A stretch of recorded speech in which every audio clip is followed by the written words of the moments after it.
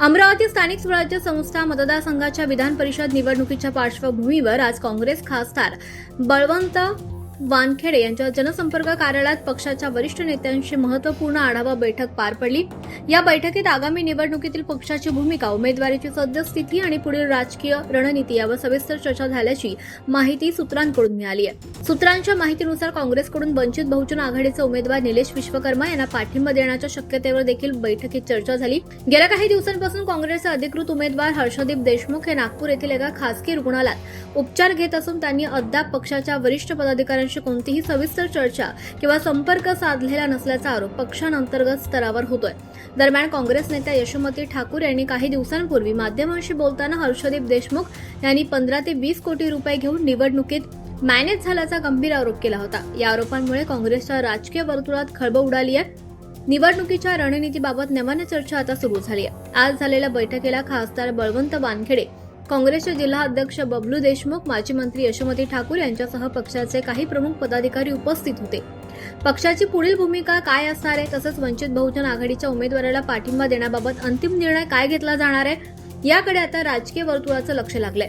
अमरावती विधान परिषद निवडणुकीत काँग्रेसची भूमिका आगामी काही दिवसातच स्पष्ट होण्याची शक्यता असून या घडामोडीमुळे निवडणुकीचे राजकीय समीकरण बदलण्याची चर्चा आता रंगू लागली आहे। काँग्रेस नेत्यांची दोन्ही स्थानिक नेत्यांची बैठक पार पडली, काय निर्णय झाला? कारण तुमचे हर्षदीप देशमुख जे आहे ते रुग्णालयात दाखल आहे, आता काय वंचितला पाठिंबा देणार असं काही निर्णय होणार आहे का? नाही, हर्षदीप देशमुख दवाखान्यात भरती आहे नागपूरला, आणि त्याचा अजून आमच्या सर्व पीए लोकांना फोन आहे का मी उमेदवार आहोत, याच्यावरच आम्ही चर्चा केली।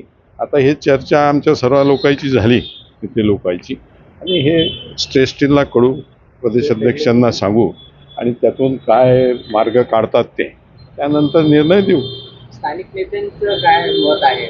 नाही, स्थानिक नेत्यांचं मत श्रेष्ठींना सांगू, श्रेष्ठी जे निर्णय घेतील ते स्थानिक नेत्यांना मान्य।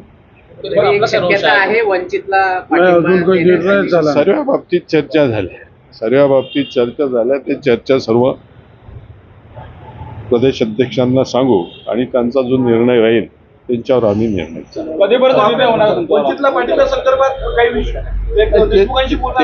तेच मी सांगितलं का सर्व चर्चा झाली, सर्व तऱ्हेच्या चर्चा झाल्या, आणि त्या चर्चा करून आम्ही कधीपर्यंत होणार? आता श्रेष्ठींना आज कळू आम्ही, श्रेष्ठी जे निर्णय देतील, आज देतील, उद्या देतील, परवा देतील, तो निर्णय आम्ही। आपले उमेदवार अमरावतीत नाही आहे, आपला काही रोष आहेत का? आपण पदाधिकारी वरिष्ठ आहात, रोष तर असणार, रोष तर साहजिक आहे। आणि उमेदवार 5 तारखेपासून 6 तारखेपासून गेला तर डायरेक्ट आम्ही दवाखान्यातच पाहिलं त्याला, ते तुमच्या माध्यमातून पाहिलं, आणि अजूनही त्यांचे फोन चालूच आहेत आमच्या पीए लोकांना।